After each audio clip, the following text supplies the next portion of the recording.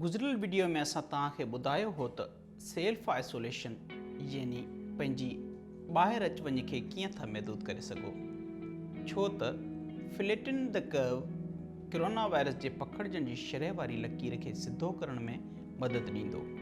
मतिलबु त तव्हां पंहिंजो पाण खे महदूद करे वायरस जे पखड़जण वारी रफ़्तार खे घटाए छॾियो आहे ऐं तव्हांखे इस्पताल वञण जी ज़रूरत ई न आहे रही। इहो छो ज़रूरी आहे?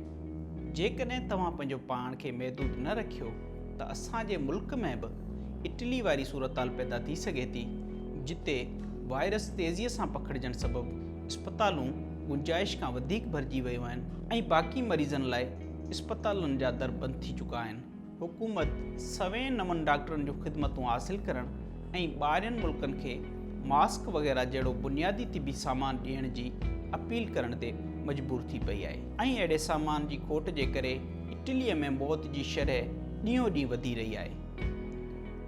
असीं हिते इहो सभु कुझु तव्हांखे आसान लफ़्ज़नि में सम्झायूं था।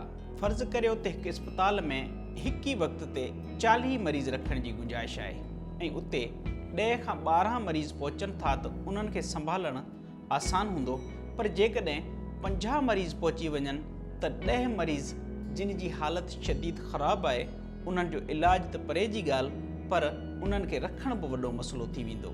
ईअं तव्हां पंहिंजे निज़ाम ते हद खां वधीक भार विझी रहिया आहियो, छाकाणि त असां वटि मुल्की सतह ते मरीज़नि जे हिकु महदूद अंग खे ई संभालण जी सलाहियत आहे। तंहिं करे असांखे 40 बिस्तरनि वारी इस्पताल में वधि खां वधि 3 माण्हू रखणु घुरिजनि, न कि 60 माण्हू। जीअं त हीउ वायरस माण्हुनि जे हिकु वॾे अंग ताईं पहुची रहियो आहे, उन करे वाहिद हल इहो आहे त असीं समाजी ॻंढापा महदूद करे छॾियूं ऐं माण्हुनि खां लॻभॻि 3 फुटनि जो फ़ासिलो रखूं त जीअं वधि खां वधि माण्हू इन वायरस खां बची सघनि ऐं उन्हनि खे इस्पताल वञण जी ज़रूरत ई महसूसु न थिए। कोरोना वायरस जे पखड़जण वारी लकीर खे सिधो करण जो मतिलबु इहो आहे त उन मर्ज़ खे ॿियनि माण्हुनि ताईं पहुचण खां रोकियो वञे। उन लाइ एहतियात करणु ऐं ॿियनि खां फ़ासिलो रखणु बेहद ज़रूरी आहे।